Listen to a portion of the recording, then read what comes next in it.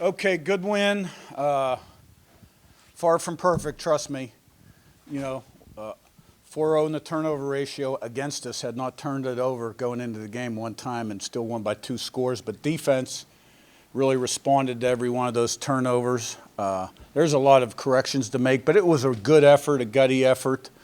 You could feel the fans out there. I'm glad that they, keep improving in the attendance area. I thought that was a good turnout. And, good's the enemy of great. So let's have a great turnout. Let's sell it out. Let's sell it out next week, or next time we're at home, and figure out how to make it even louder. Because that's what we want to do. We want to be the best in everything we do, right?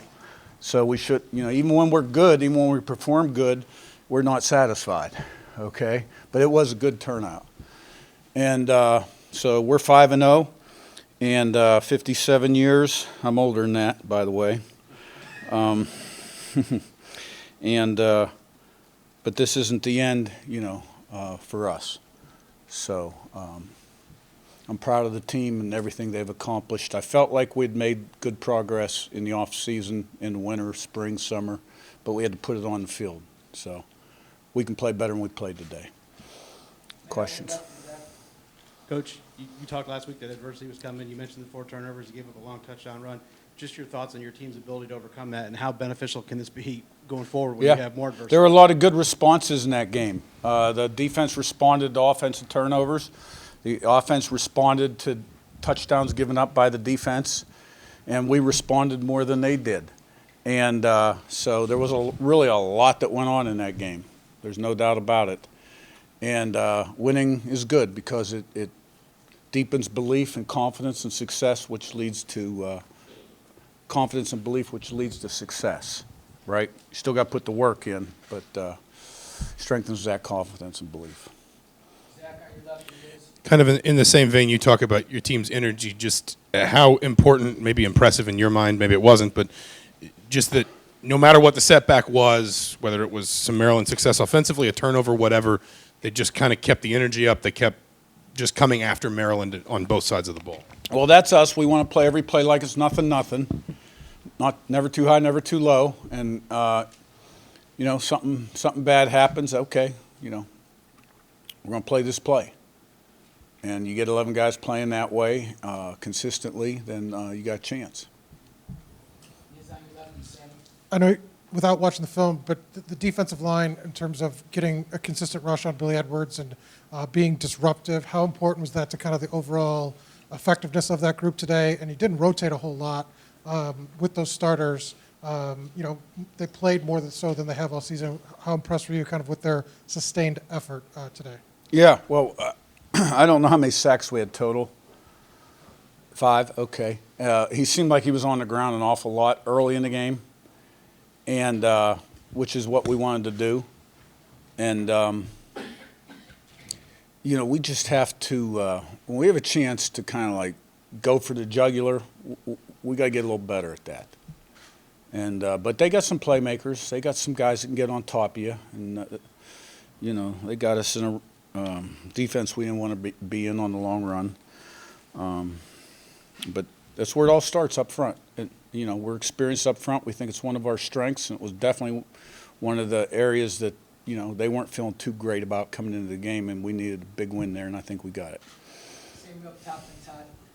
Coach, on the last punt, you put in a lot of second teamers in there and got the pump block. Can you speak to their effort on that play in the last minute and a half of the game? Yeah, that was awesome. I have no idea what happened.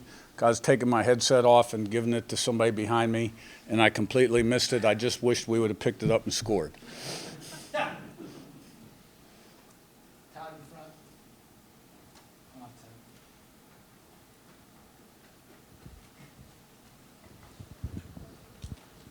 Curt, Ty Felton only had 5 catches. I think he only broke free once, maybe. What was the defensive plan on him, and how satisfied were you with the Well, I think he went out, didn't he?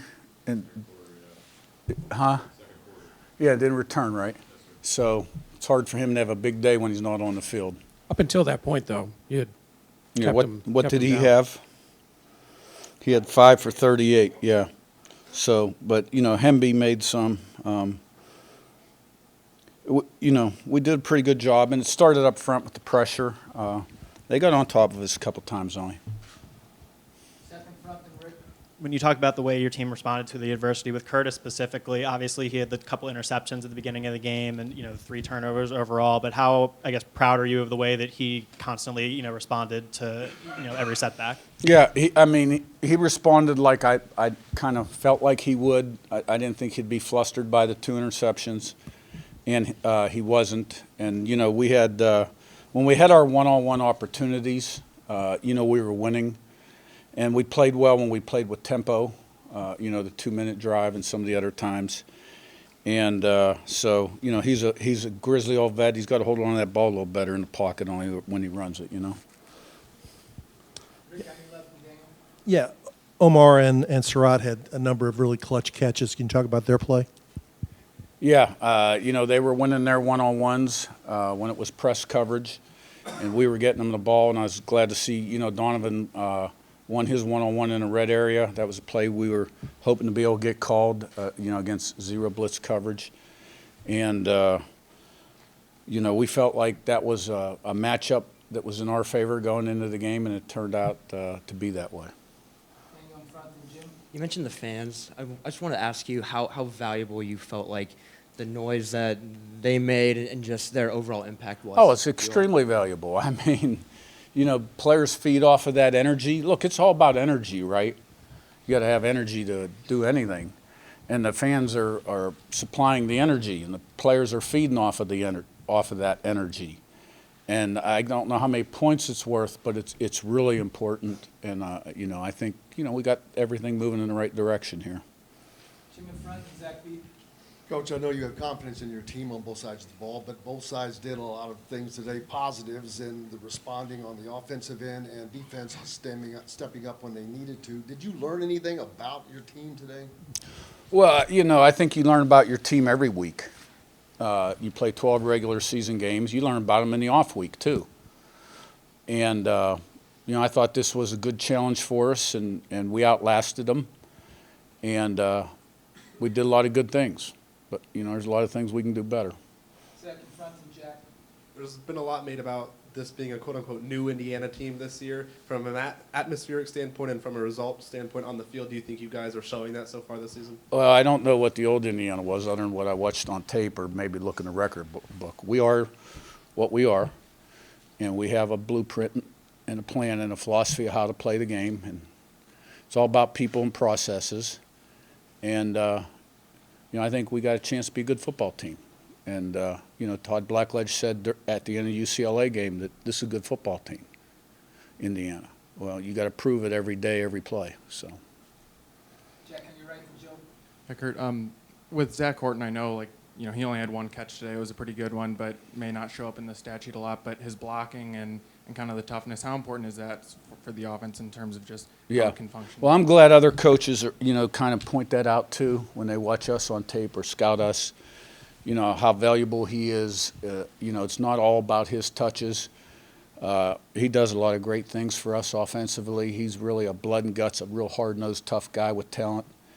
And, he's a tremendous football player. Joe, last one. Coach, 150 yards on the ground.